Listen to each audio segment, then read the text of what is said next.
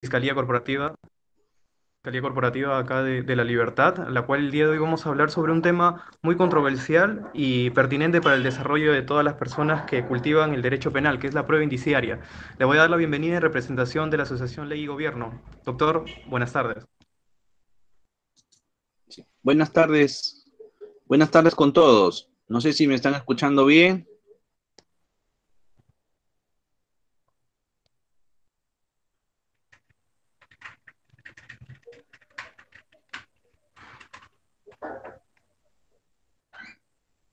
¿Me escuchan? A ver, confirme por favor si es que me están escuchando bien. Sí se escucha, autor. Ya, y la presentación también se está viendo bien. Sí, todo se visualiza correctamente. Ya, muy Sí, bien. sí, Entonces, también se visualiza. vamos a dar inicio entonces ya a la exposición. En primer lugar, eh, el agradecimiento por esta posibilidad de compartir con ustedes algunas experiencias, algunos conocimientos. Este tipo de encuentros siempre son buenos para poder ir mejorando eh, nuestro desempeño en el ámbito del derecho. Entiendo que este es un curso de tanto de derecho procesal penal como de derecho procesal civil, pero por un tema de especialidad yo me voy a abocar a estudiar un poco con ustedes la problemática de la prueba indiciaria en el proceso penal. Eh, es cierto que cuando ocurre un hecho punible, un delito, se pueden presentar dos posibilidades en cuanto al esclarecimiento del hecho y consecuentemente dos formas de probar el hecho concreto. La primera se presenta cuando existen testigos del hecho que han visto, que han oído, que han percibido, que han presenciado el hecho punible. Por ejemplo, cuando los familiares de una víctima de un feminicidio observan al conviviente acabar con la vida de la víctima. O cuando existe un otro medio de prueba que revele directamente la forma como ha ocurrido el hecho, como por ejemplo un video de seguridad en el que se aprecia la forma como el sujeto agente realiza un robo. En ese caso, para probar el hecho, solo tendremos que recurrir a esos testigos o a esa evidencia que está en el video para poder revelar el hecho objeto de esclarecimiento. Sin embargo, como les dije, esa es una de las formas nada más. Existe una segunda posibilidad que se refiere a casos en los que no se cuenta con ese tipo de testigos o con ese tipo de medios de prueba que de manera directa nos revelen la realización del hecho. Tampoco que nos revelen la participación del responsable del hecho. Por ejemplo, ¿no? Delitos que ocurren en ámbitos de clandestinidad, en cuyo caso habrá que recurrir a los indicios, que conforme vayan apareciendo nos irán revelando el hecho que es objeto de investigación y de prueba. Cuando en la acción de probar tratamos de acreditar indicios y a partir de estos podemos inferir el delito y la participación del imputado, estamos haciendo uso de la denominada prueba por concurso de indicios, también denominada prueba indiciaria, ¿no? Entonces, como podemos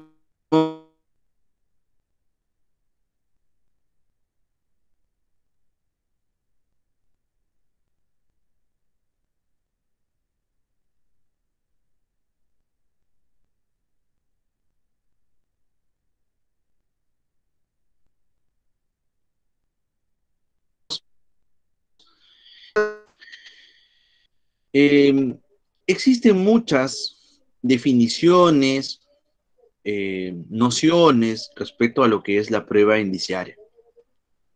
Eh, pero si nosotros partimos de una perspectiva subjetiva, ¿no? Y claro, partimos de una perspectiva de lo que es la prueba. Y subjetivamente se dice que la prueba es la suma de razones o motivos que sustentan la convicción del juez. Y si esos motivos no provienen de declaraciones de testigos o de los elementos o de documentos, sino que esos motivos que sustentan la convicción del juez provienen de los indicios, estaremos ante una prueba por concurso de indicios. Es que fíjense, la convicción del juez se puede lograr en base a declaraciones de testigos que han presenciado el hecho, de documentos que directamente revelan el hecho, pero también podría ser consecuencia esa convicción de un conjunto de indicios que llevan al juez al convencimiento de la comisión del delito y de la participación del imputado.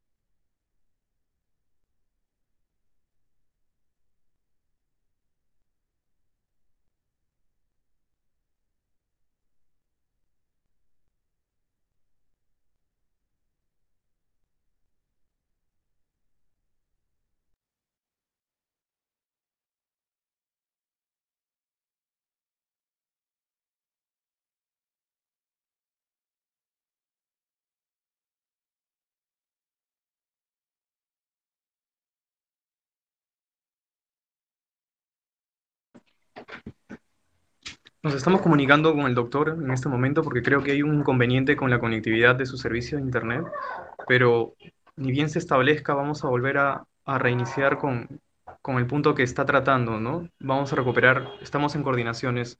Solamente denos unos 2 minutos para culminar con, con el inconveniente, poder superarlo y volver a iniciar con el tema.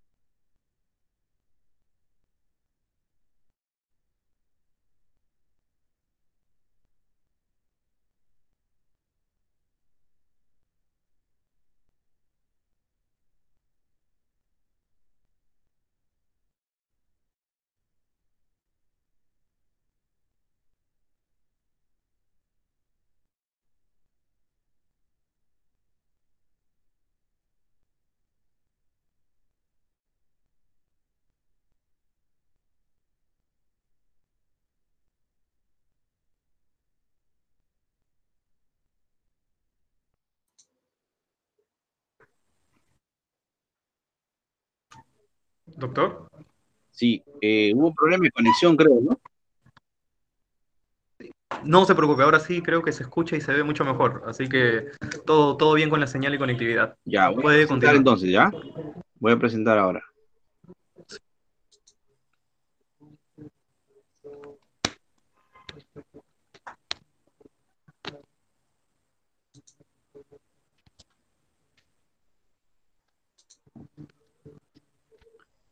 ¿Ahí se ve?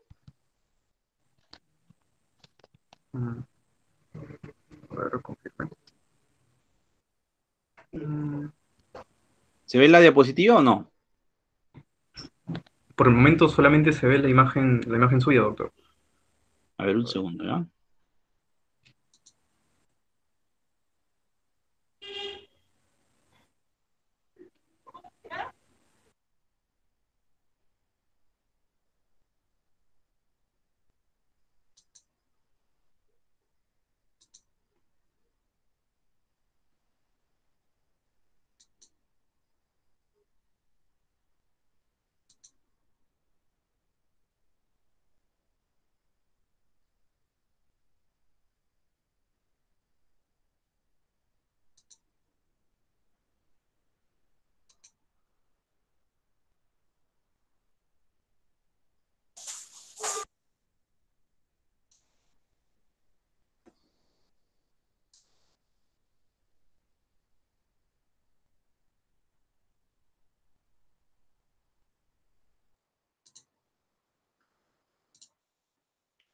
¿Ahora sí se ve?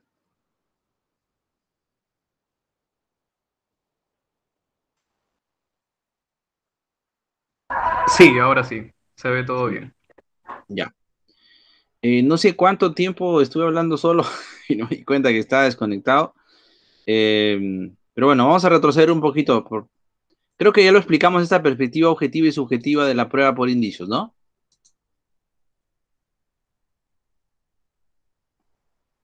Ya, muy bien. Entonces, le decía que tenemos que reconocer que además de la prueba indiciaria, entendida como ese sistema de indicios que por vía de inferencia pueden generar convicción en el juzgador y justificar una sentencia de condena, también existe una doctrina, una teoría de la prueba por indicios que tiene un largo desarrollo teórico, como lo demuestran una serie de trabajos que podemos encontrar nosotros en doctrina y que tiene una larga data. Tenemos los trabajos, por ejemplo, de Antonio Mittermeier, Davis Echandía, Carlos Lezona, Francois Gorpe, Nicolás Framarino, Prieto Elero, Antonio de Lepiani, entre otros, ¿no? Que seguramente ustedes también han podido leer en algún momento. A partir de esta aproximación, los invito a reflexionar acerca de la influencia de la prueba indiciaria en el razonamiento probatorio actual. Pero para eso necesitamos revisar un poco cómo es la metodología de la prueba indiciaria y a continuación analizar cómo es que se viene realizando el razonamiento probatorio en la actualidad. Poco esto es un poco este enfoque que estamos dando marca un poco la problemática de la prueba por indicios. Porque en principio, uno de los problemas de la prueba por indicios es el desconocimiento de la metodología de la prueba por indicios. También hay algún tipo de confusión en cuanto a la naturaleza de la prueba por indicios, que nosotros hemos tratado de aproximarnos, ¿no? Y hemos dicho que subjetivamente es un conjunto de razones o motivos que derivan de indicios y que permiten al juez lograr el convencimiento sobre el objeto de prueba. Y objetivamente una metodología para hacer de los indicios eh, un material importante para poder construir una sentencia. Entonces vamos a abordar estos dos aspectos, la metodología de la prueba indiciaria en primer lugar y luego cómo es que hoy en día está concebido el razonamiento probatorio.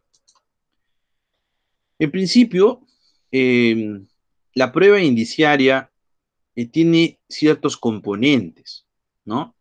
Por ejemplo, en la doctrina nacional, el profesor Percy García Cabero establece que los elementos de la prueba por indicios son el indicio, la inferencia lógica y el hecho inferido o presumido. ¿Qué cosa es el indicio? El indicio es todo hecho conocido o mejor dicho, debidamente comprobado, susceptible de llevarnos por vía de inferencia al conocimiento de otro hecho desconocido. Este es un concepto de Antonio de Lepiane. Y efectivamente, ¿no? Cuando nosotros hablamos de indicio, hablamos de un hecho cierto, de un hecho comprobado. Y obviamente el indicio, desde esta perspectiva, aparece vinculado normalmente a la ciencia criminalística. Cuando se encuentra, por ejemplo, una mancha de sangre en una escena del delito, suele afirmarse que estamos ante un indicio. Cuando encontramos, por ejemplo, un arma en la escena del delito, solemos decir también que hemos encontrado también otro indicio, ¿no?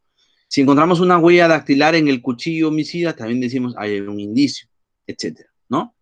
Y es que el indicio nosotros normalmente lo asociamos a un rastro, a un vestigio, a una huella. Pero el indicio ya en el ámbito de la teoría de la prueba indiciaria, en realidad el indicio es un hecho conocido, debidamente comprobado, y que por vía de inferencia nos puede llevar al conocimiento de algo desconocido. ¿Por qué decimos esto? Porque cuando la criminalística nos posibilita acceder a una huella, a un vestigio dejado por el delito, en realidad lo que tenemos ahí es un indicio en sentido lato, en sentido amplio.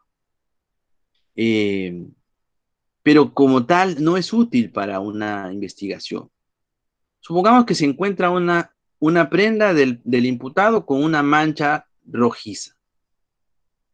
Y claro, inmediatamente podría decirse este es un indicio, ¿no? De culpabilidad, porque si hubo violencia en el feminicidio, y este sospechoso, porque ha sido, no sé, ha sido conviviente de la víctima, entonces el hecho de que tenga una mancha rojiza en su polo, evidencia, pues, es un indicio de responsabilidad.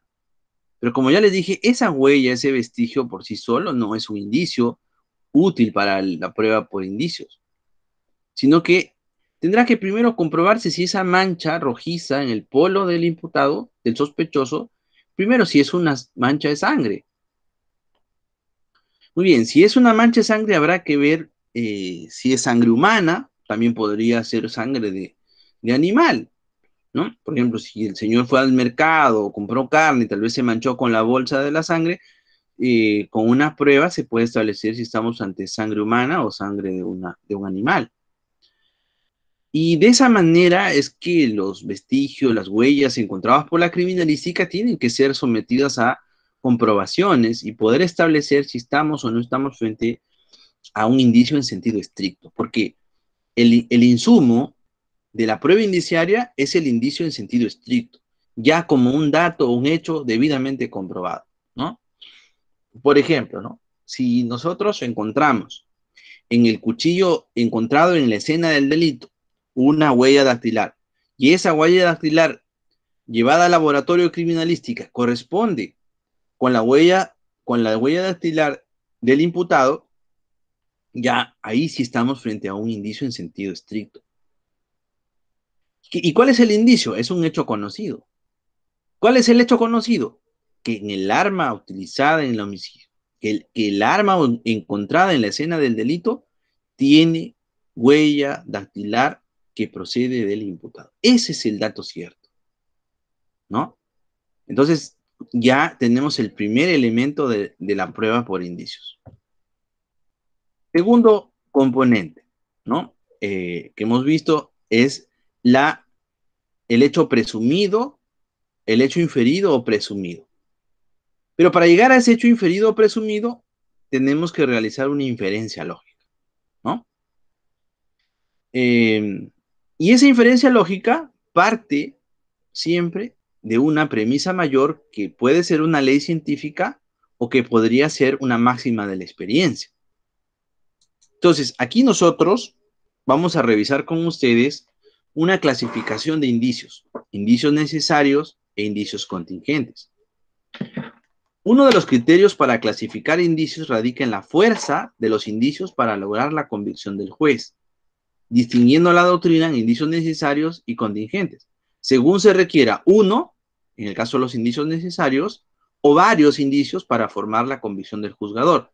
En este último caso, cuando se requiere de una pluralidad de indicios, hablamos de los indicios contingentes. ¿Por qué se llaman indicios contingentes?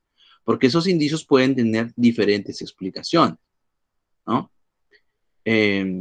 Mientras que el indicio necesario ya no tiene más explicaciones, tiene una sola explicación posible. Entonces se afirma que el indicio necesario por sí mismo puede revelar el objeto de prueba. Es decir, con un indicio necesario yo puedo llegar a la conclusión de que el imputado es el autor del delito. Pero su existencia real es casi improbable en materia penal. A diferencia de los llamados indicios contingentes, cuya existencia sí puede ser abundante, pero que por sí solos, estos indicios contingentes, no pueden fundamentar la existencia del delito y la responsabilidad del procesado.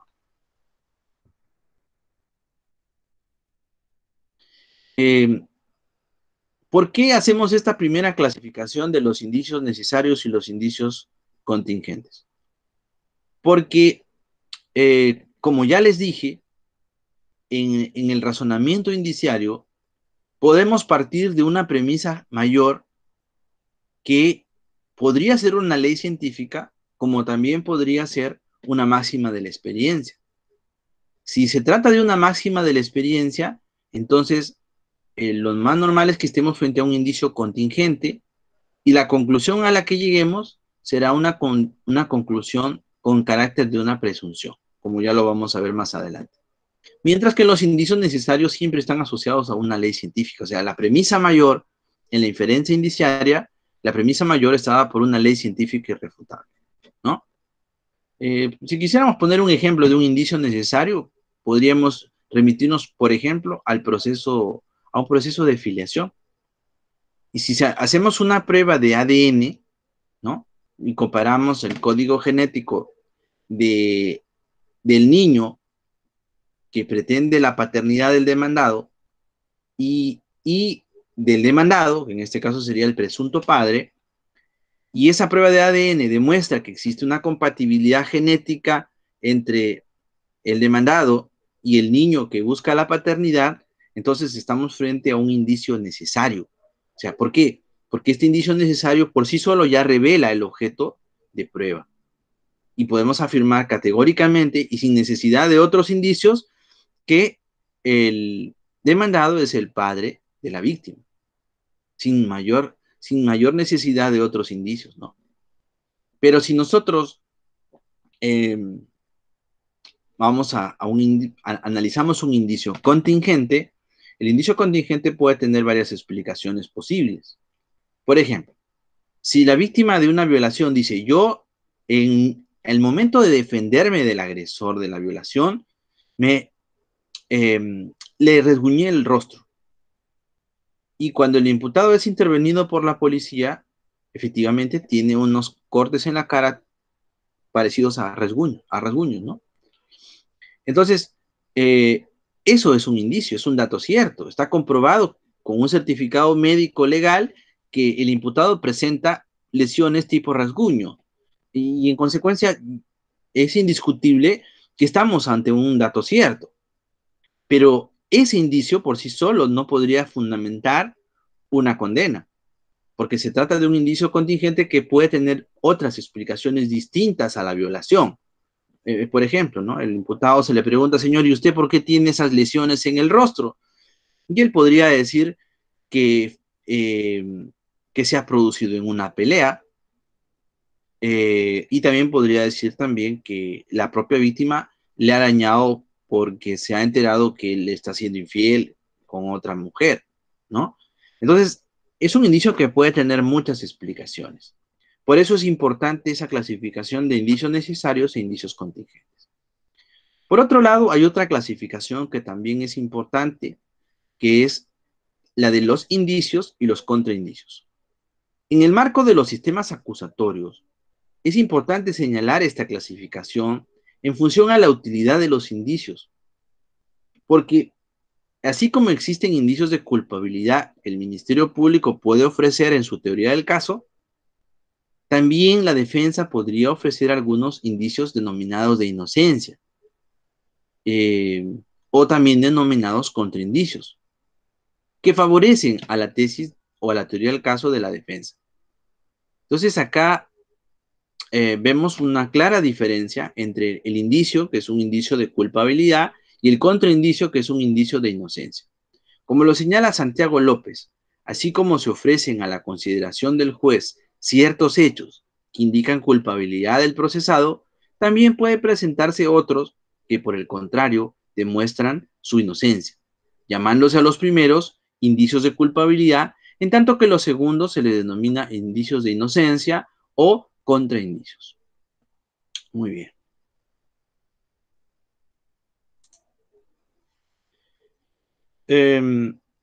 Esta última clasificación es de mucha utilidad para comprender la metodología que ha desarrollado la teoría de la prueba indiciaria para alcanzar conclusiones razonables y de alta calidad en el proceso penal. Pues como veremos más adelante, para aplicar a un caso la prueba por concurso de indicios, es necesario que no concurran contraindicios consistentes, lo cual no solo es una exigencia de la teoría de la prueba indiciaria, sino que además es una exigencia legal. Efectivamente, si nosotros revisamos las normas del Código Procesal Penal que establecen la aplicación de la prueba por indicios, vamos a ver que entre otros requisitos se exige, ¿no? Que además de que los indicios estén comprobados, que los indicios contingentes sean plurales, se exige también que esos indicios sean concordantes y que las inferencias indiciarias que deriven de los indicios sean convergentes y finalmente que no existan contraindicios consistentes, ¿no? Entonces, fíjense, es importante también esta clasificación de los indicios y los contraindicios porque unos son indicios de culpabilidad y los otros son indicios de inocencia. Entonces, con eso ya vamos aclarando que el primer componente de la prueba por concurso de indicios es el indicio, entendido como un hecho conocido, un hecho comprobado. Muy bien, pero hemos dicho que ese hecho conocido tiene que ser valorado de manera individual y para eso se utiliza el razonamiento indiciario, la inferencia indiciaria, que también, dígase de paso, hemos señalado que parte de una premisa mayor, que es una ley científica o una máxima de la experiencia. La premisa menor viene a ser el indicio o el hecho debidamente comprobado y la conclusión de esa inferencia indiciaria es o tiene la naturaleza de una presunción. O sea, esa conclusión que se obtiene de un indicio contingente tiene la calidad de una presunción. Y es por eso que decimos que la presunción judicial es la conclusión de una inferencia que se deriva de un hecho conocido, es decir, del indicio, y de una regla general de la experiencia que sintetiza la relación entre el indicio y el hecho indicado o presumido. Por ello, la presunción debe considerarse como un argumento probatorio o un elemento de prueba que deberá apreciar el juez al momento de la valoración de la prueba. Es decir, cuando un juez valore un indicio, lo que hace el juez en realidad es realizar un razonamiento indiciario, una inferencia indiciaria, que tiene como punto de partida una premisa mayor, que es una regla general, ya sea científica o una máxima de la experiencia, que tiene como premisa menor al indicio y que tiene como conclusión al hecho indicado o presunto. Es por eso que la presunción debe considerarse como un argumento probatorio o un elemento de prueba. Si nosotros revisamos las categorías probatorias, vamos a ver que las partes en el proceso penal ofrecen pruebas en la etapa intermedia. El juez de investigación preparatoria admite las pruebas en la etapa en la etapa intermedia.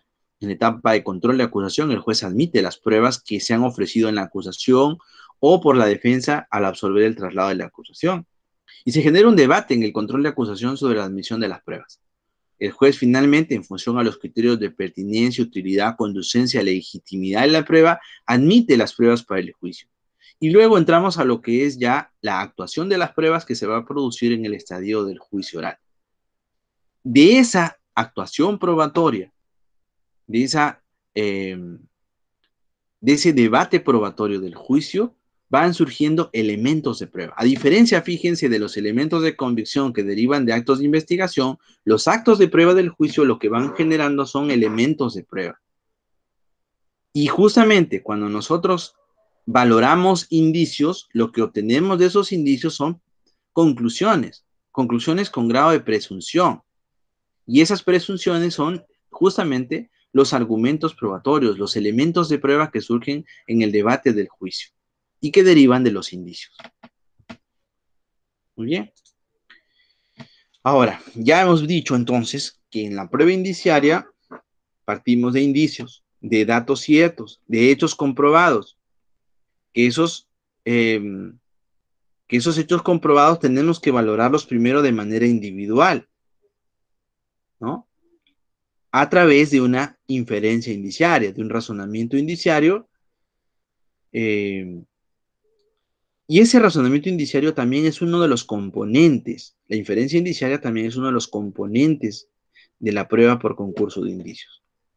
Ahora, a partir de la clasificación de los indicios que hemos realizado, apreciamos la aplicación de dos tipos de inferencias indiciarias. Si nosotros recordamos la clasificación de los indicios por su fuerza de persuasión, hemos dicho que hay indicios necesarios e indicios contingentes. Ahora, en el caso de los indicios necesarios, se aplica una sola inferencia, en la que se parte de una premisa mayor, que es una ley científica, que al contrastarla con un hecho comprobado, que es el indicio, se llega a una conclusión generadora de certeza. Pero eso ocurre en los indicios necesarios. O sea, basta una inferencia en el indicio necesario en el que parte de una ley científica, cotejamos el indicio y llegamos a una conclusión que puede generar certeza. Pero como ya hemos dicho, los indicios necesarios en materia penal prácticamente no se pueden configurar. No se presentan este tipo de indicios en el proceso penal porque el proceso penal ciertamente reviste cierto grado de complejidad, por muy simple que sea el caso. Ahora, en el caso de los indicios contingentes, apreciamos el empleo de dos tipos de inferencias. Fíjense, a diferencia del indicio necesario que supone una sola inferencia indiciaria, en el caso de los indicios contingentes, apreciamos el empleo de dos tipos de inferencia. Una inferencia que se realiza al momento de valorar individualmente cada uno de los indicios. Y una segunda inferencia que supone la valoración de un conjunto de indicios. Porque como ya hemos dicho, cuando hablamos de indicios contingentes, estos indicios pueden tener diferentes explicaciones. El sujeto que presenta rasguños en el rostro, ¿no? Ese tipo de lesiones, de hecho es un indicio, pero es un indicio contingente. Porque bien podría significar que efectivamente la víctima se defendió y le rasguñó la cara, pero también podría ser cierto lo que el imputado dice, que esa lesión se la realizó en una pelea o una discusión con la propia víctima, pero no en el ámbito de una violación, ¿no? Entonces, estos indicios pueden tener varias explicaciones. Y entonces un solo indicio contingente no puede generar prueba indiciaria. Entonces necesitamos de una pluralidad de indicios. Y a partir de esa pluralidad de indicios podemos inferir un hecho indicado. Entonces ahí estamos utilizando un segundo tipo de inferencias. A la primera inferencia que se utiliza en la valoración individual de los indicios, podemos denominarla inferencia indiciaria analógica. Porque como en el indicio contingente partimos de una premisa mayor, que es una máxima de la experiencia, esa máxima de la experiencia deriva de una inferencia inductiva previa. Es decir, como en la mayoría de casos, ¿no? De violencia sexual, la víctima se defiende, por lo general se generan lesiones en el agresor, ¿no? Pero esa es una máxima de la experiencia, ¿no? No es una ley científica. Entonces, si en la mayoría de casos de violaciones las víctimas se defienden y pueden generar algún tipo de lesión en el agresor, entonces a partir de esa máxima de la experiencia, cotejamos con el indicio de que el sujeto presenta un rasguño y podemos llegar a una conclusión con un carácter de una presunción. ¿Qué inferencia hemos utilizado? Una inferencia indiciaria analógica. ¿Por qué? Porque estamos estamos homologando, estamos haciendo una analogía entre el caso que se plantea aquí, en esta circunstancia, y lo que ocurre en la generalidad de los casos, donde la víctima suele defenderse y dejarle lesiones al agresor de una violación. Pero cuando ya tenemos un indicio contingente y luego aparece otro indicio contingente y luego aparece otro indicio contingente y todos tienen el mismo sentido, necesitamos utilizar otro razonamiento probatorio, una segunda inferencia indiciaria. Y esa inferencia le vamos a denominar inferencia indiciaria inductiva. Ya vamos a ver por qué. Ahora, hablemos de la problemática de la prueba indiciaria.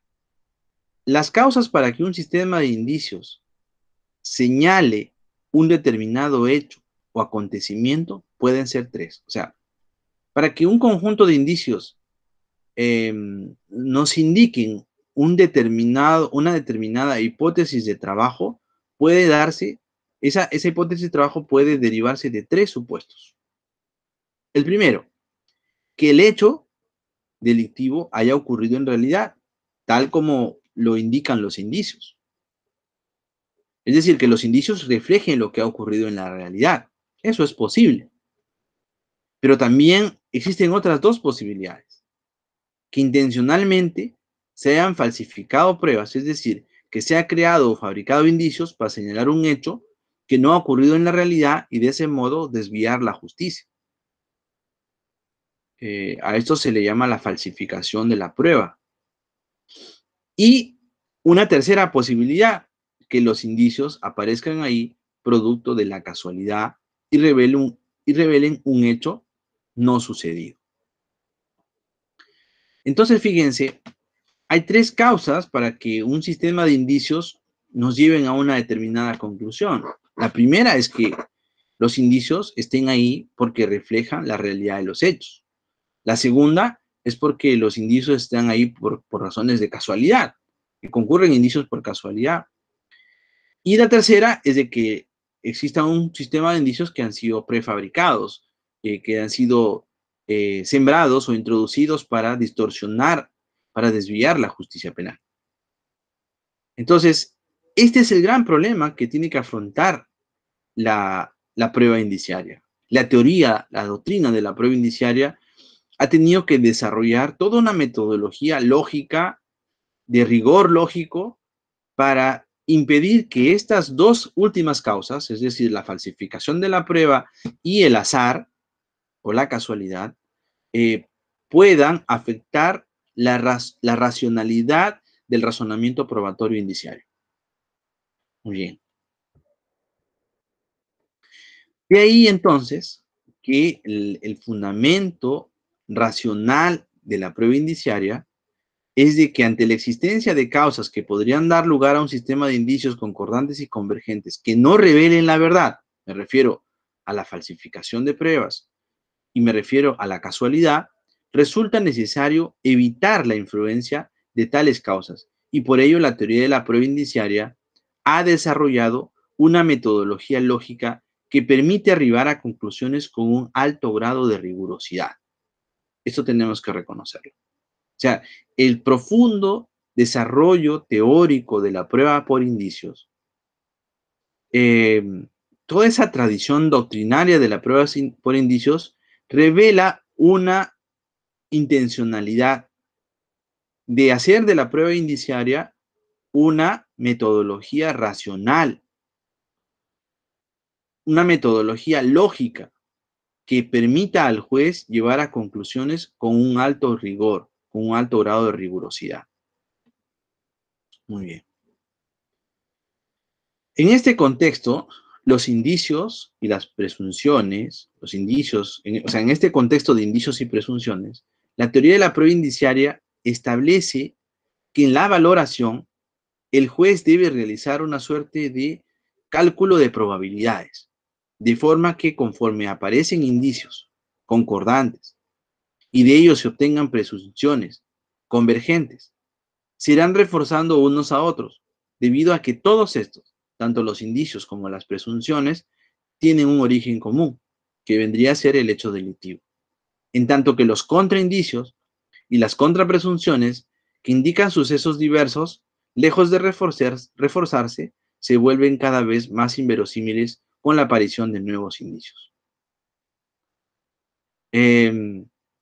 Explicamos un poco esto.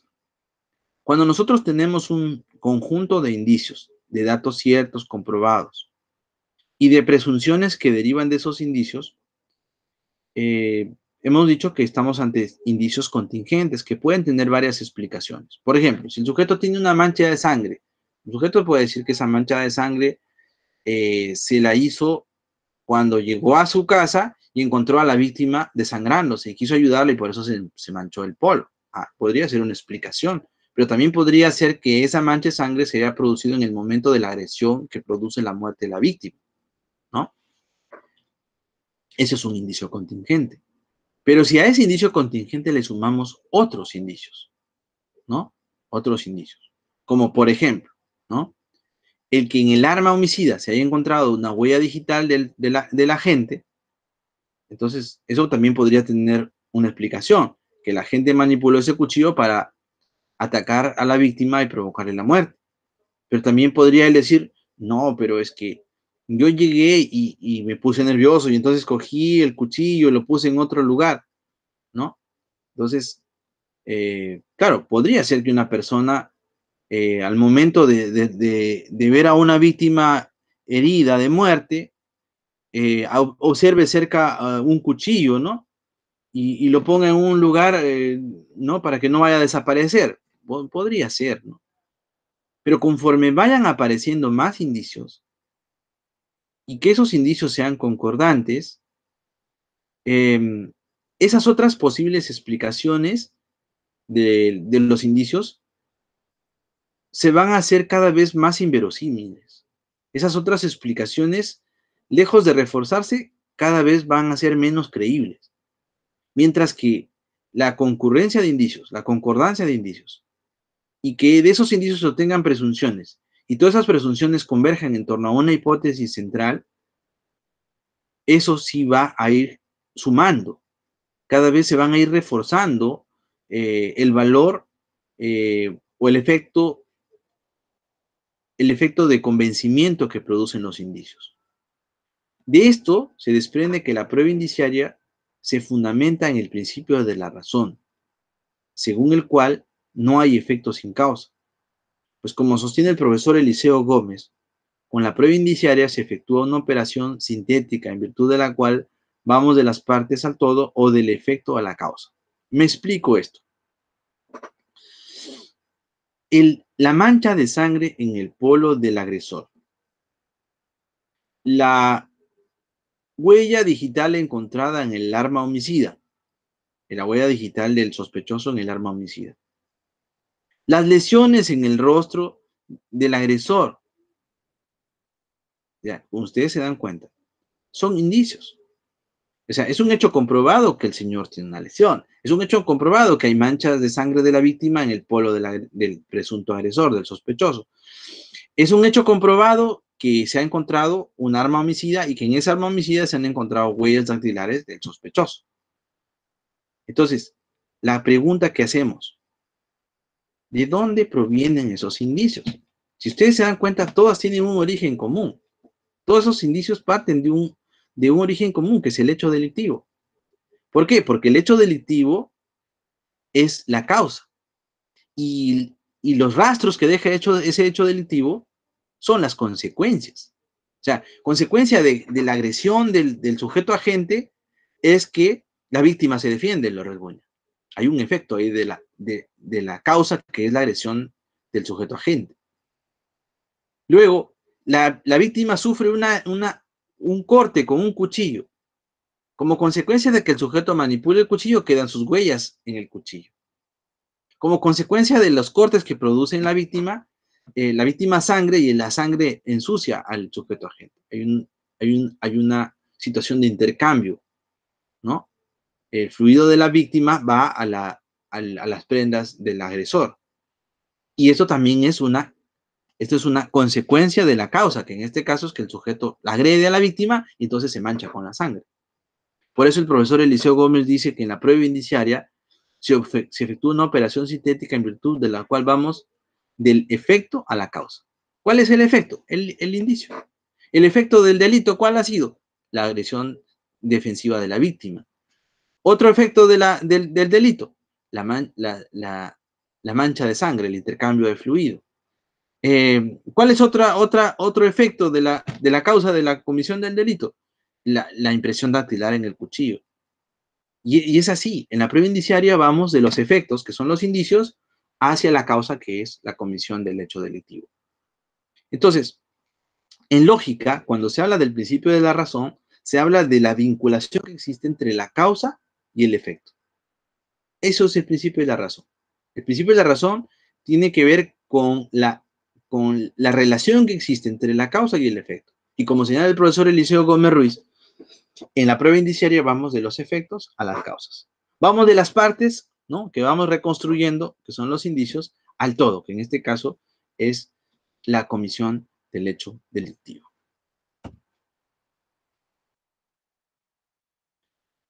Luego de esta explicación, surge una pregunta inevitable acerca de cuántos indicios y de qué calidad o grado de confiabilidad deben ser los indicios para afirmar que la valoración probatoria o ese cálculo de probabilidades, como se le denomina la metodología de la prueba indiciaria, nos ha conducido a una conclusión correcta, ¿no? ¿Y esto por qué? Porque la prueba indiciaria tenemos que cotejarla con la presunción de inocencia. Hemos visto que un sistema de indicios puede derivar de un hecho real, pero también puede ser consecuencia de la falsificación de pruebas o de la casualidad. Entonces, para evitar eso, nosotros tenemos que decir, a ver, ¿cuándo se puede dar por satisfecha la pretensión del Ministerio Público y se pueda condenar a una persona enervando la presunción de inocencia, ¿no? Porque toda persona se presume inocente mientras no se haya probado su responsabilidad en un juicio. Por eso decimos que, en base a esta explicación, nos preguntamos cuántos indicios y de qué calidad deben ser esos indicios para que al momento de la valoración probatoria podamos afirmar que hemos llegado a una conclusión correcta. En respuesta a este interrogante, diremos que no se puede afirmar un número de indicios que se requieran para dar por probado el objeto de prueba del proceso, porque ello supondría un retroceso al sistema de la prueba legal o también denominada de la prueba tasada. Lo que se requiere es que los indicios estén comprobados, que las inferencias indiciarias se hayan realizado de modo correcto, es decir, partiendo de máximas de la experiencia, que los indicios contingentes sean varios y sean concordantes, que las inferencias indiciarias, es decir, las presunciones que se obtienen de cada uno de los indicios, sean convergentes, hasta que del análisis global de ese sistema de indicios, el juzgador pueda inferir, vía inducción, una conclusión que le genere certeza más allá de toda duda razonable. Me explico. Para poder aplicar prueba indiciaria, más que preocuparnos por un número determinado de indicios o preocuparnos por la calidad que deben tener los indicios, deben darse ciertos presupuestos que ha desarrollado justamente la teoría de la prueba indiciaria. Y lo primero que se tiene que hacer es que los indicios deben estar debidamente comprobados. Porque si nosotros hacemos inferencias a partir de hechos que no están comprobados, obviamente vamos a llegar a conclusiones equivocadas. Entonces, los indicios deben estar comprobados. Las inferencias indiciarias deben realizarse de modo correcto, partiendo de las máximas de la experiencia. Me estoy refiriendo a las inferencias indiciarias analógicas. Luego, que los indicios contingentes sean varios y sean concordantes. Que las inferencias obtenidas de los indicios sean convergentes. Hasta que del análisis global de ese sistema de indicios, por principio de la razón, el juez pueda inferir, ahí viene la otra inferencia indiciaria, inferir vía inducción una conclusión que le genere certeza más allá de toda duda razonable. ¿Por qué hablamos de una inducción? Porque en la inducción vamos de lo particular hacia lo general. Y efectivamente, en la prueba indiciaria vamos de lo particular, la mancha de sangre, la lesión que presenta el agresor, el presunto agresor, la huella dactilar en el cuchillo homicida. O sea, vamos esclareciendo hechos particulares y luego vamos a llegar a una conclusión general. Es decir, que todos estos datos particulares nos llevan a una conclusión general de que se ha cometido un delito y que el sospechoso es el responsable de ese delito, ¿no? Por eso, finalmente decimos que del análisis global del sistema de indicios, el juzgador pueda inferir vía inducción una conclusión que le genere certeza más allá de toda duda razonable. ¿Y por qué decimos que le genere una certeza más allá de toda duda razonable? Porque ese es el estándar probatorio que nuestros tribunales, nuestros jueces, vienen utilizando a partir de los parámetros que ha desarrollado la Corte Suprema.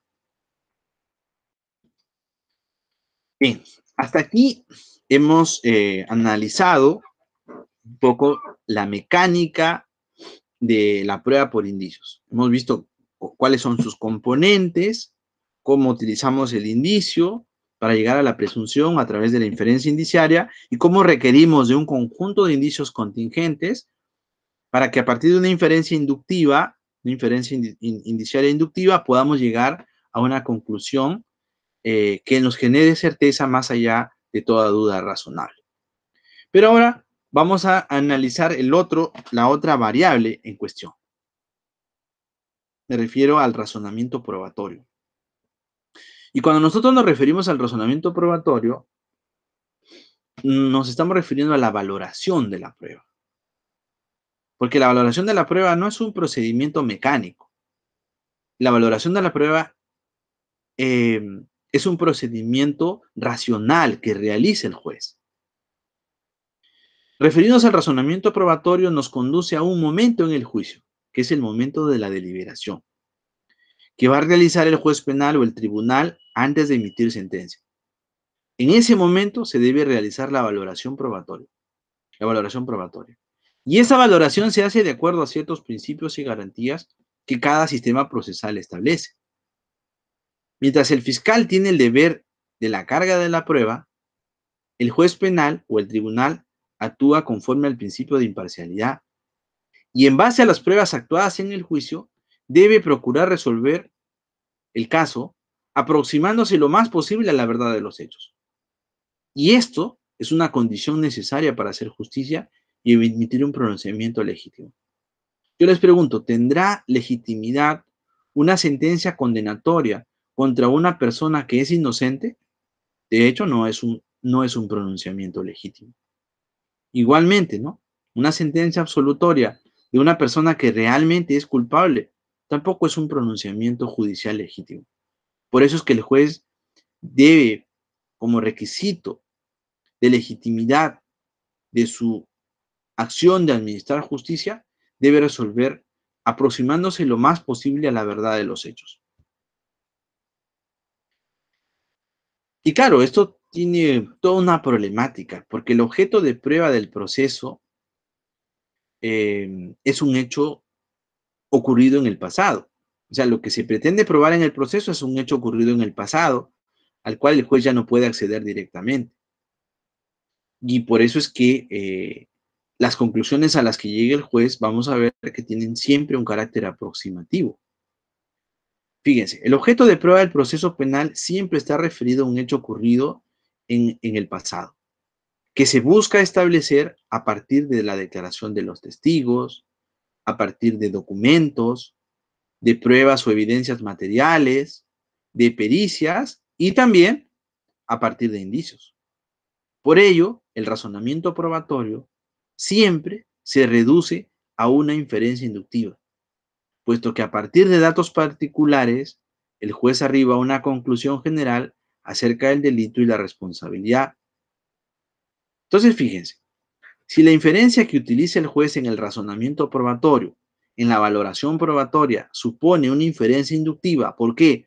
Porque siempre se parte de datos particulares para llegar a una conclusión general, ese procedimiento inductivo, ese procedimiento inferencial es una inducción, porque en la inducción vamos de lo particular a lo general.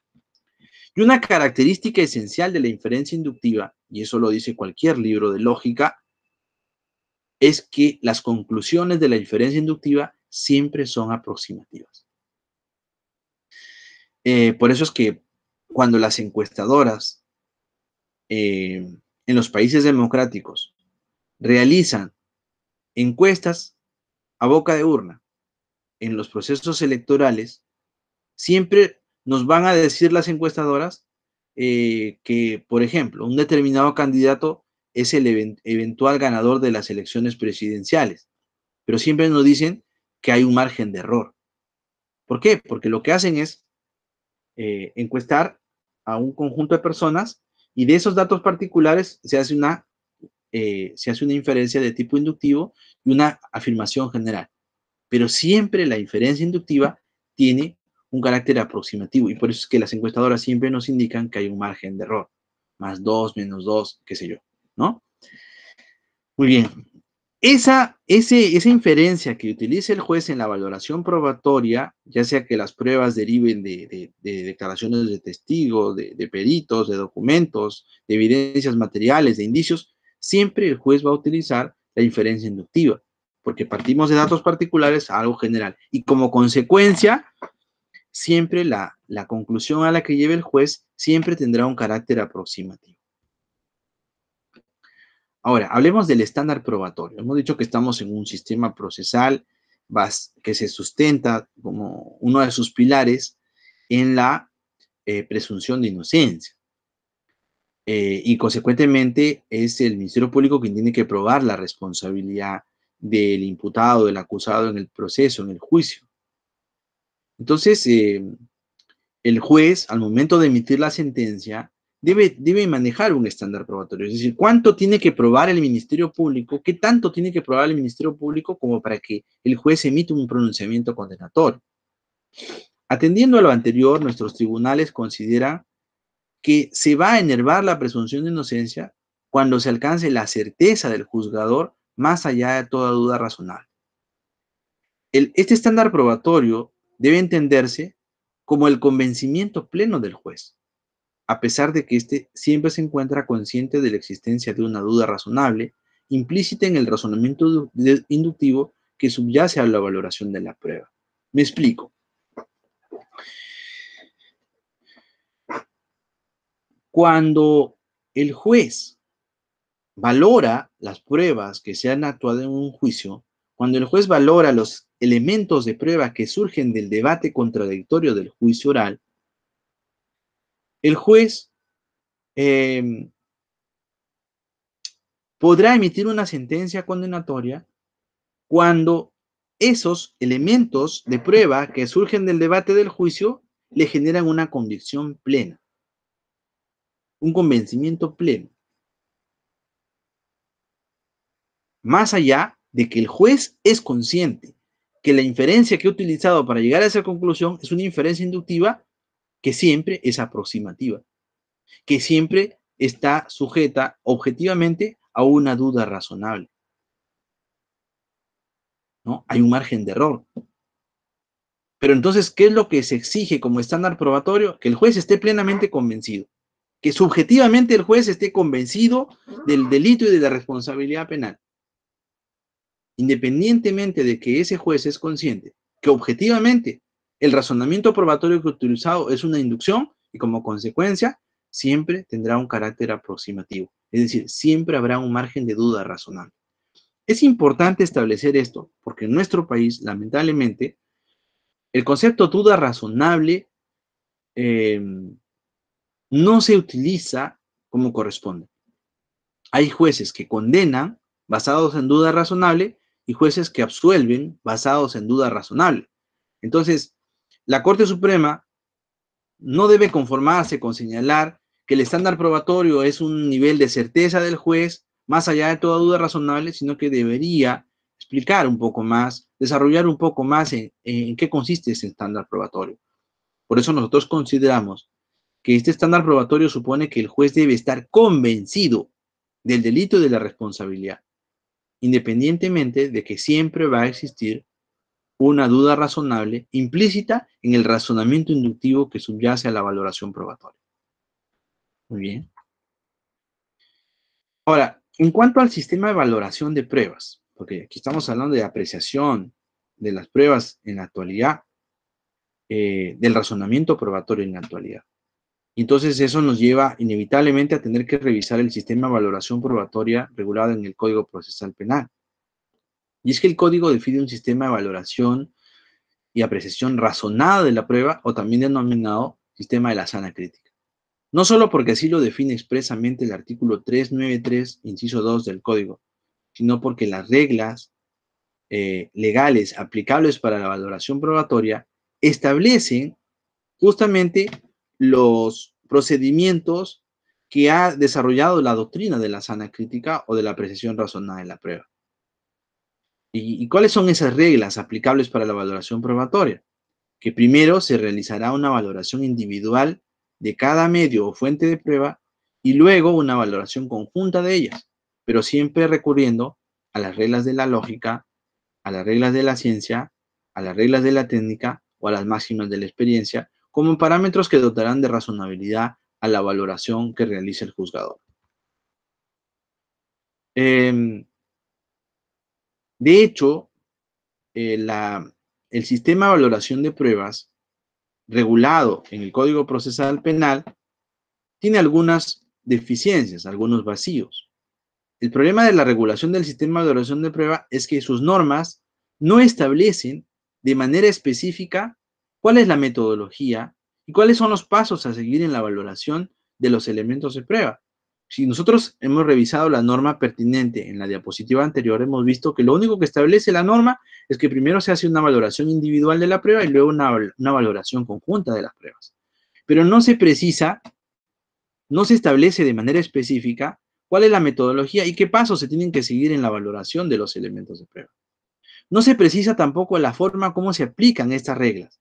No se precisa el procedimiento lógico que se emplea en la valoración individual y luego conjunta de los elementos de prueba, y tampoco se establece cuáles son los criterios que se deban considerar a lo largo del procedimiento de la valoración probatoria. Ante la ausencia de reglas específicas en la ley, debemos recurrir a la doctrina que vienen desarrollando los tribunales de nuestro país, que a su vez han recogido aportes doctrinales de tribunales europeos en materia de valoración probatoria. Veamos. En el Perú, la Corte Suprema ha emitido, por ejemplo, el Acuerdo Plenario 2-2005. En este acuerdo plenario se desarrollan criterios para la valoración de la declaración del testigo agraviado cuando es el único testigo del hecho, ¿no? También en este mismo acuerdo plenario se han desarrollado lineamientos para la valoración de la declaración del coimputado o testigo impropio a fin de establecer si su versión se ajusta a la verdad o si existen razones o datos relevantes que evidencien que podría estar mintiendo, ¿no? A partir de los criterios desarrollados en este acuerdo plenario 2-2005, podemos establecer algunos lineamientos que los jueces pueden utilizar para viabilizar no solo la valoración de la declaración de los testigos agraviados y de los testigos impropios, sino para la valoración de cualquier elemento de prueba. Esos criterios son los siguientes, fíjense. Se debe tratar de confirmar la información que proporciona el testigo, y ello es aplicable para la información que provenga de cualquier medio o fuente de prueba. Es decir, cuando un testigo agraviado o un coimputado, un testigo impropio, vierte una información en el juicio oral, entonces hay que tratar de confirmar si lo que está diciendo ese testigo se condice con la realidad o tratar de establecer si es que está mintiendo. Entonces se debe contar con otros elementos que complementen y permiten valorar la versión del testigo impropio o del testigo agraviado o de cualquier elemento de prueba, pues es lógico que para determinar la ausencia de causales de incredibilidad subjetiva, la verosimilitud y corroboración del relato y la persistencia en la incriminación, se tiene que considerar valorar otros elementos de prueba. Entonces, si ustedes se dan cuenta, en primer lugar, habría que confirmar la información que proporciona el testigo, en cualquier supuesto, no solo para el testigo impropio, no solo para el testigo víctima, que es la única versión que se tiene del hecho, sino para cualquier declaración testimonial. Se debe contar con otros elementos que complementen y permitan valorar la versión del testigo impropio o del testigo agraviado o, por último, de cualquier elemento de prueba. Pues es lógico que para determinar, por ejemplo, la ausencia de causales de incredibilidad subjetiva, tendremos que sopesar otros elementos. Para poder afirmar la verosimilitud del relato del testigo o la corroboración del relato del testigo y la persistencia en la incriminación, se tienen que considerar y valorar también otros elementos de prueba. Muy bien. Estos criterios doctrinarios antes indicados, podemos decir hoy en día que configuran el sistema de valoración de prueba que se viene aplicando en el derecho procesal penal. Pero debemos reconocer que la teoría de la valoración de la prueba ha llegado a desarrollar criterios muy similares a los desarrollados por la teoría de la prueba indiciaria, aunque se han desarrollado con posterioridad, ¿no? Aquí yo les he traído un pequeño cuadro comparativo entre la metodología de la prueba indiciaria, que la hemos revisado al inicio de esta exposición, y la metodología del sistema de valoración probatoria de la sana crítica, que acabamos de mencionar. Y vamos a ver lo siguiente, fíjese, vamos a ver esas compatibilidades. Hemos dicho que en la prueba indiciaria se deben comprobar o confirmar los indicios, porque el indicio es un dato cierto, debidamente comprobado. Y acabamos de ver que en la configuración del sistema de valoración probatoria se tiene que tratar de confirmar la información que proviene del testigo o de los documentos. Primera coincidencia. Segunda coincidencia. La inferencia indiciaria analógica supone un procedimiento de valoración individual del indicio. ¿Y qué es lo que dice la metodología de la valoración de la prueba de la sana crítica? Que el primer paso en la metodología de valoración de la prueba es realizar la valoración individual de cada elemento de prueba, sea que provenga de un testigo o de un documento. Segunda coincidencia. Veamos otra coincidencia. En la prueba por indicios se requiere del concurso de una pluralidad de indicios contingentes y que estos se corroboren o complementen entre sí. Si nosotros analizamos el sistema de valoración probatoria con los criterios que ha desarrollado la Corte Suprema, que ya hemos dicho provienen de la doctrina y provienen también de pronunciamientos de tribunales extranjeros, vemos que en el sistema de la zona crítica se requiere también de una pluralidad de elementos de prueba que permitan aplicar estos criterios valorativos de ausencia de incredibilidad subjetiva, de verosimilitud, de corroboración y de persistencia en la incriminación. Por ejemplo, ¿cómo puedo decir que la declaración de la víctima se corrobora con otros elementos? Pues definitivamente, además de la declaración de la víctima, se requerirán otros elementos, como por ejemplo, ¿no? Si la víctima dice, ¿no?, que el sujeto le cogió del brazo fuertemente, cotejamos con el certificado médico y vamos a ver que efectivamente hay unas lesiones en los brazos. Si la víctima dice que el sujeto le golpeó en el rostro, ¿no?, le dio un golpe de puño en el rostro, entonces el certificado médico legal debería indicar lo mismo. Entonces, esos son criterios de corroboración que se tienen que evaluar en base a otros elementos. Entonces, así como en la prueba por indicios se requiere una pluralidad de indicios, en el sistema de valoración de pruebas se requerirá también una pluralidad de elementos de prueba que corroboren la versión del testigo. Otra coincidencia. Establece la teoría de la prueba indiciaria, establece una inferencia indiciaria inductiva en el análisis global de los indicios y que se sustentan en el principio de la razón, que ya lo hemos explicado. Mientras que el sistema de valoración probatorio de la sana crítica también establece que luego del análisis individual se debe proceder a un análisis global de los elementos de prueba que resulten de los documentos, de las declaraciones, de los órganos de prueba. Entonces, este cuadro comparativo nos permite evidenciar que hay una compatibilidad entre el procedimiento lógico que ha desarrollado la teoría de la prueba indiciaria con el razonamiento probatorio que se desarrolla en el ámbito del sistema de valoración de la prueba de la sana crítica. Y entonces vemos que efectivamente hay una influencia de la prueba indiciaria en el razonamiento probatorio actual. A partir de este cuadro comparativo, de este análisis, apreciamos que la teoría ha superado la teoría de la prueba indiciaria ha superado la teoría de la valoración de la prueba, al punto que la metodología de la prueba indiciaria se puede utilizar no solo para valorar indicios, sino también para la valoración de cualquier elemento de prueba, siendo que existe compatibilidad entre la metodología del sistema de valoración de la prueba de la sana crítica y la metodología de la prueba indiciaria. E incluso, esta última proporciona criterios claros para los procesos de valoración individual y luego de valoración global de los elementos de prueba, que el sistema de valoración probatorio de la sana crítica no establece.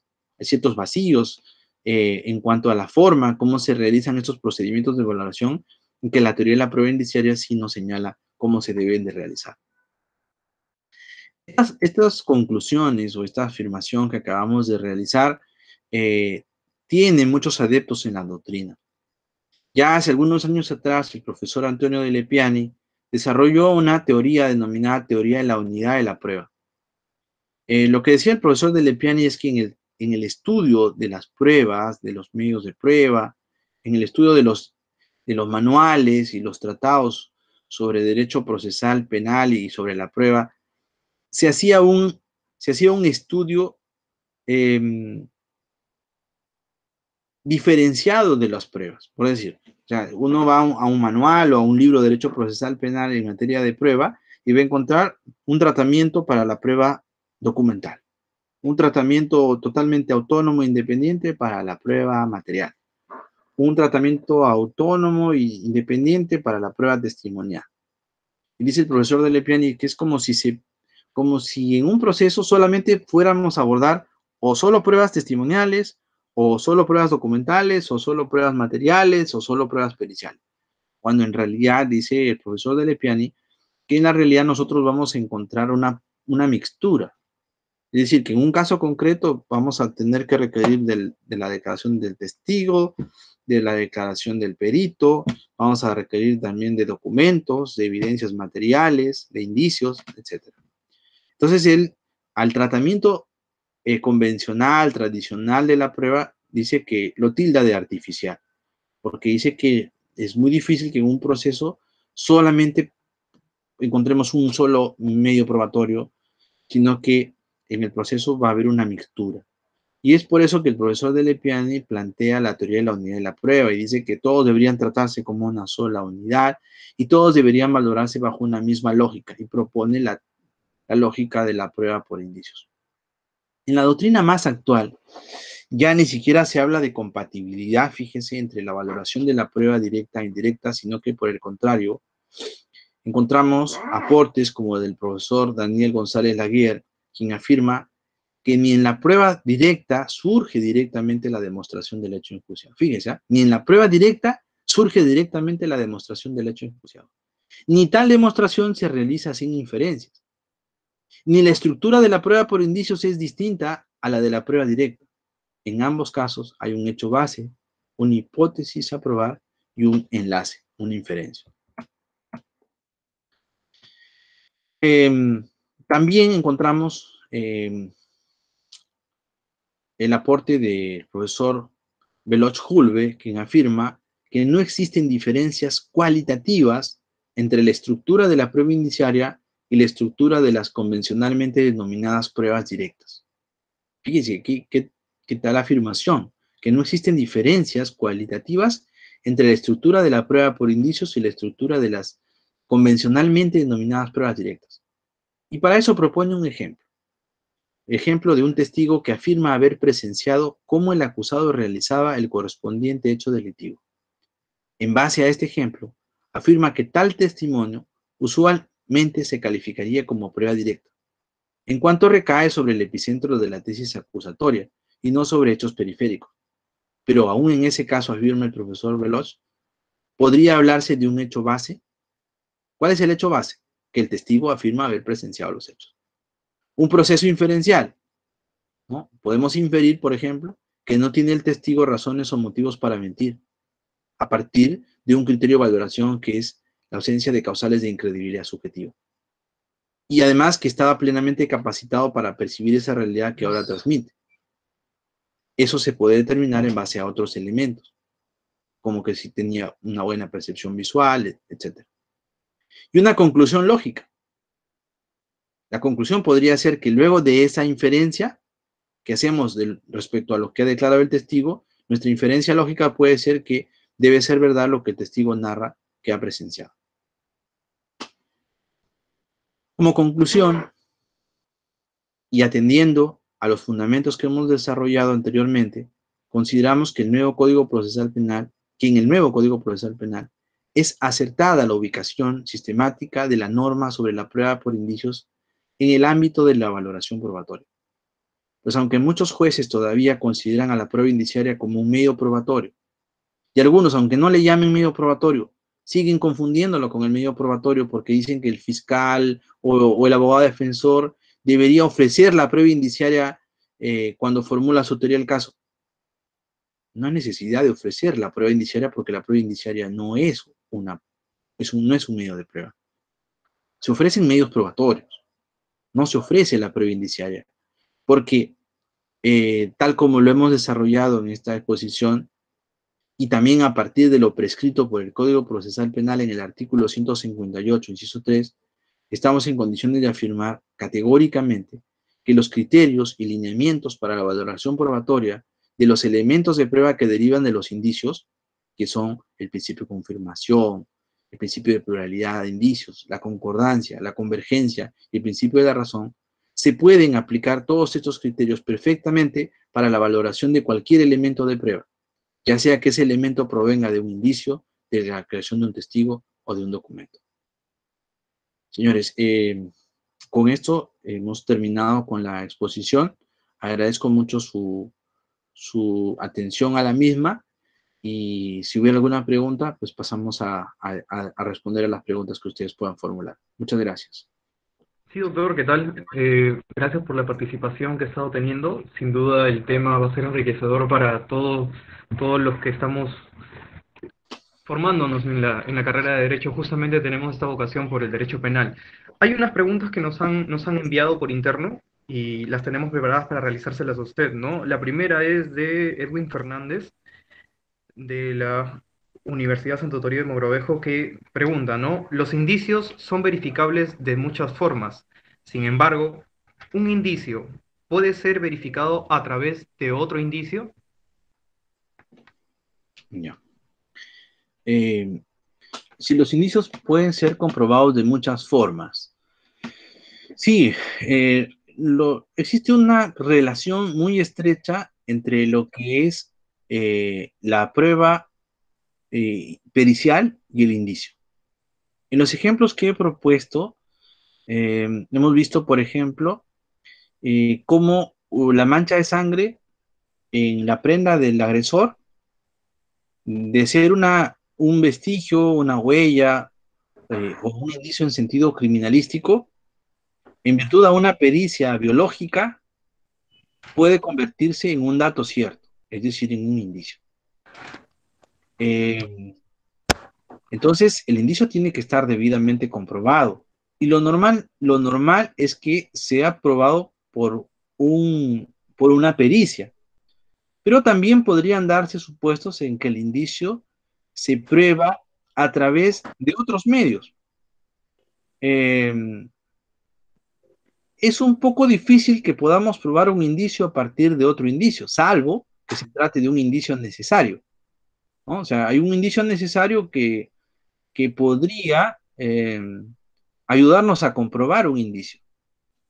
Hay indicios que se pueden comprobar a través de pericias, pero hay indicios que se pueden comprobar por otros medios, ¿no? Por ejemplo, ¿no? Un dato cierto podría ser el hecho de que el supuesto agresor, en el caso de feminicidio que hemos planteado, es la última persona que ingresó al departamento de la víctima. Si bien es cierto, no tenemos un video de seguridad que así lo acredite, pero sí tenemos, por ejemplo, la información del GPS, del celular del agresor, que señala entre qué hora y qué hora ha estado en esa ubicación, incluso ha tenido comunicaciones, por ejemplo. Además, ese indicio lo hemos comprobado con la versión de dos testigos que viven en el mismo edificio de la víctima y que dicen haber visto a la hora que el sujeto llegó al departamento de la víctima. Entonces, fíjense, el hecho cierto es que el sujeto ha estado en el departamento de la víctima momentos antes de la muerte de la misma, o por lo menos en la noche o la madrugada en que ocurrió el hecho. ¿Cómo hemos comprobado este indicio? Lo hemos comprobado en base a un informe de la empresa telefónica, de la empresa de telefonía, que nos ha indicado por la ubicación de las celdas, de las comunicaciones que ha tenido el sujeto, que el sujeto ha estado en esa zona. Y además por la versión de dos testigos. Entonces, no siempre, fíjense, el indicio se comprueba con una pericia. También se podría comprobar con otros indicios. Ahora, si nosotros partimos de la teoría de la unidad de la prueba de Antonio de Lepiani, entonces es evidente que en muchos casos vamos a tener objetos de prueba que los vamos a tener que estructurar o esclarecer a partir de indicios, a partir de documentos, a partir de declaraciones de testigos, a partir de pericias, etcétera. Es decir, vamos a tener una combinación de elementos y en base a eso es que vamos a poder utilizar los criterios, los principios lógicos de la prueba por indicios. Bien, bien, doctor. Tenemos una segunda pregunta que es de Erling Corso, que por cierto le hace presente un saludo. La pregunta es la siguiente, ¿no? Según el autor Manuel Miranda Estrampres, en su libro La prueba indiciaria y el estándar de la prueba en el proceso penal, señala que un sector de la doctrina niega incluso la existencia de las denominadas pruebas directas, afirmando que en realidad todas las pruebas son indiciarias. ¿Esa es la línea de pensamiento que podría seguir usted? ¿Considera que ese pensamiento es correcto? Sí, justamente revisamos los últimos aportes que les he presentado en las diapositivas del profesor Veloz Julve, eh, también el aporte del profesor González Laguerre, más o menos coinciden en este punto, ¿no? Porque cuando un testigo, por ejemplo, dice que vio al imputado, ¿no? Que agredió a la víctima, lo que tenemos en realidad, por cierto, no es que el imputado agredió a la víctima. Lo único de cierto que tenemos es de que este testigo afirma que vio al imputado agredir a la víctima. De tal manera que siempre vamos a necesitar de operaciones lógicas, de inferencias, para poder construir la convicción del juzgador. Sí, comparto en gran medida los aportes del profesor Miranda Estrampes, ¿no? Claro, por razones de tiempo, no he considerado en la diapositiva también los aportes del profesor Miranda, pero sí, o sea, no son muchos los aportes doctrinarios que en la actualidad nos llevan a razonamientos de este tipo, de esta naturaleza, ¿no? Y gracias por la pregunta a mi querido amigo Erling Corso. Erling Corso. Muy bien. Viri Flores, de la Universidad Nacional de Trujillo, también envió su pregunta. Dice, ¿son suficientes los indicios, ¿no? para presentar un requerimiento de prisión preventiva? ¿Cuál es el valor que podría tomar un fiscal? Ya. Eh, Siguiendo la misma línea de razonamiento que hemos desarrollado hasta aquí, hemos visto que puede fundarse una sentencia condenatoria en prueba por indicios, siempre y cuando se den las condiciones que ya hemos señalado. Entonces, si es posible una condena, una sentencia de condena en base a indicios, también es posible obtener una prisión preventiva por indicios. Recordemos que dentro de los estándares probatorios que, que ha desarrollado la doctrina y que también han sido ya reconocidos por la Corte Suprema, existen niveles de sospecha. El nivel de sospecha que se requiere para una prisión preventiva es el nivel de una sospecha fuerte, así le denomina la Corte Suprema. Y lo que se requiere para una sentencia de condena es mucho más que una sospecha fuerte. Se requiere una convicción más allá de toda duda razonable. Con eso creo haber dado respuesta a la pregunta. Bien. Bien, bien, doctor. Una pregunta de Alonso Ángeles.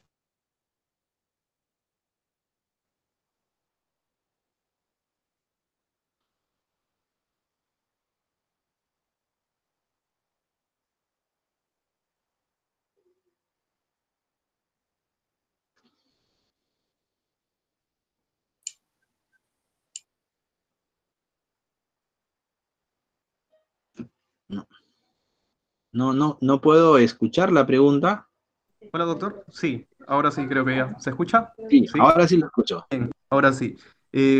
Alonso Ángeles nos realiza, ¿no? ¿Qué comentarios podría tener la prueba indiciaria vinculada en el caso Juliana Yamoja, ¿no? Que es muy citada, por lo que nos está comentando, en todas las audiencias donde se valora la prueba indiciaria. Ya, a ver, no escuché el inicio de la pregunta, por favor, si lo puede Ya. repetir.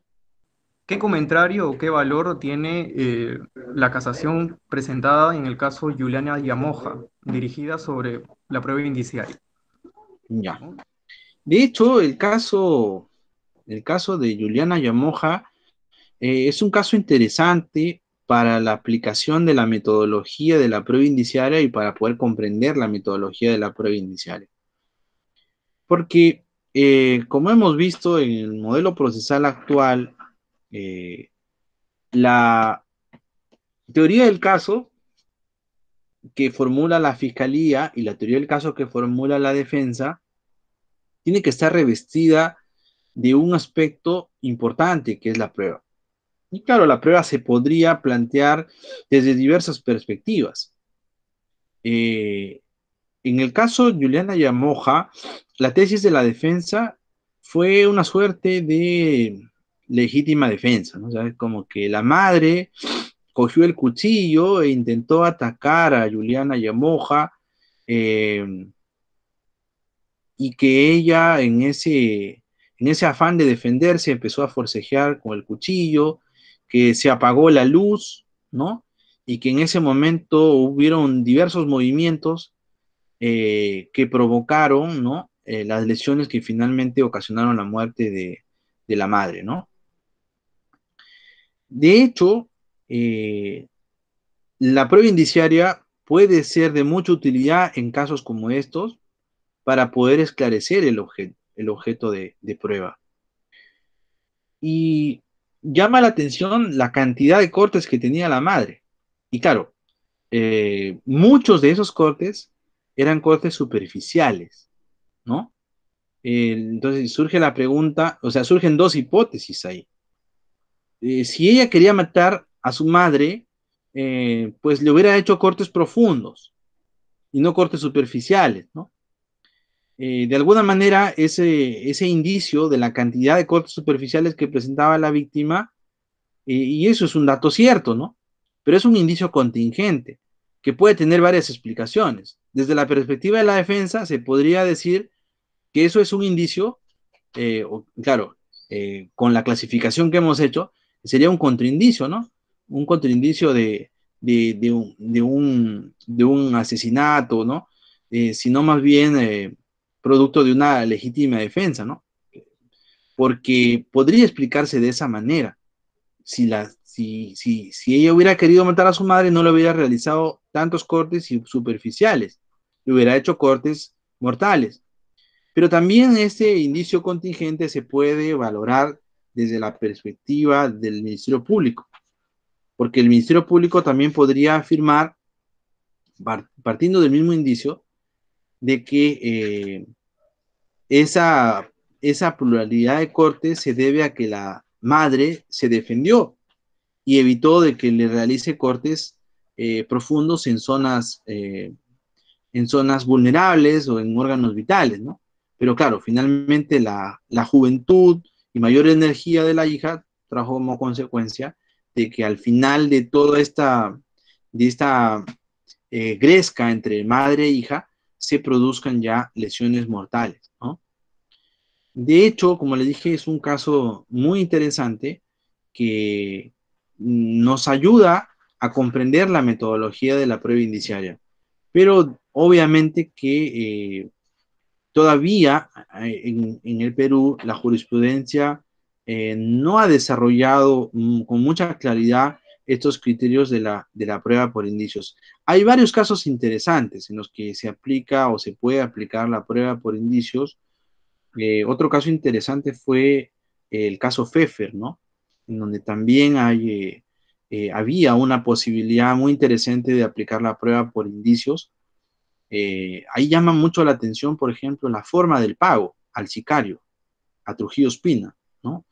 Llama mucho la atención la forma, porque no es un pago en una cuenta, no es un pago en efectivo, es un pago con una especie dejada en la escena del crimen, un relicario, ¿no? Que claro, son detalles interesantes que claro, la fiscalía en su momento tuvo que haber capitalizado para poder convencer al juzgador de la responsabilidad del acusado. Bien, muchas gracias, doctor, por compartir un poco de sus conocimientos sobre derecho penal. En parte de la Asociación Ley y Gobierno le estamos muy agradecidos. Usted ha sido mi maestro en algunos diplomados y me da gusto verlo y que siempre tenga esa disposición para seguir apoyándonos. Así que muchas gracias, muy amable y que tengan todos muy buenas noches. Muchas gracias, Freddy. Gracias por la invitación. Gracias a Erling también por la invitación y a todos ustedes. Que tengan buenas noches.